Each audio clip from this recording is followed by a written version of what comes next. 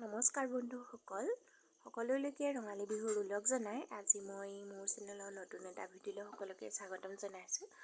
আজি মই বিহুৰ বাবে স্পেচিয়েল পিঠা বনাবলৈ লৈছোঁ দেখিছে, আৰু বহুত বেছি প্ৰয়োজনীয় সামগ্ৰী নালাগে, কম বস্তুৰে বনাব পৰা অতি সহজে পিঠাবিধ আপোনালোকৰ মাজলৈ লৈ আনিছোঁ।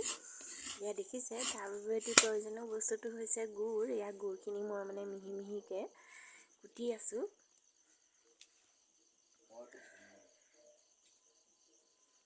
তাৰপিছত এয়া মোৰ পিঠাগুড়ি 1.5 কেজি লৈছোঁ, আৰু গুড় মোৰ 1 কেজি। কিন্তু পিঠাগুড়ি গোটেইখিনি দিয়া নহয় বাৰু, কিন্তু এয়া গুড়খিনি কুটিলা গুড়খিনি পানী দি দিছোঁ, আৰু অলপ দেৰি অকণ গুটি থাকি গৈছে, সেইটো গলিবৰ কাৰণে অলপ দেৰি ৰাখি দিয়া হৈছে।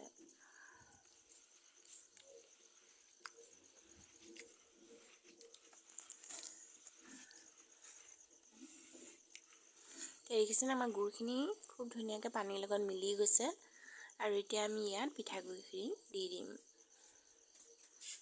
এয়া মই মেলত খুন্দাই আনিছিলোঁ পিঠাগুড়ি।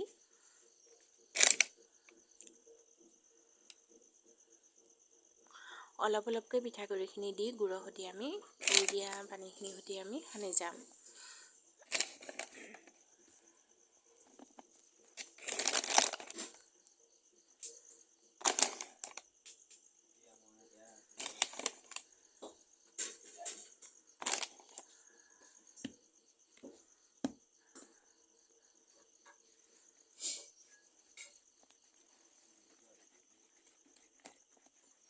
এয়া দেখিছেনে, আমি পিঠাগুড়িখিনি গুড়ৰ লগত মিক্স কৰি আছোঁ।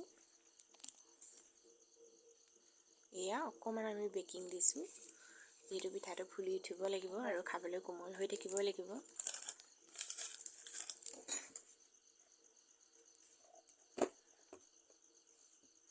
মাত্ৰ 3টা বস্তুৰে বনোৱা হৈছে এই পিঠাটো।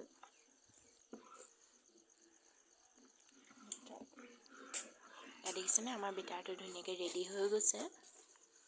ইয়াৰ বাবে আমি এতিয়া এখন কেৰাহী পাতি তাত তেল গৰম কৰিম। এতিয়া তেলটো ৰিফাইন তেল ল'ব।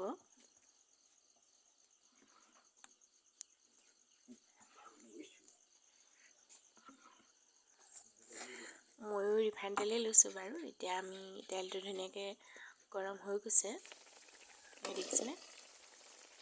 মই প্ৰথম দিছোঁ দেখি পিঠাটো অলপ কমকৈ দিছোঁ ন।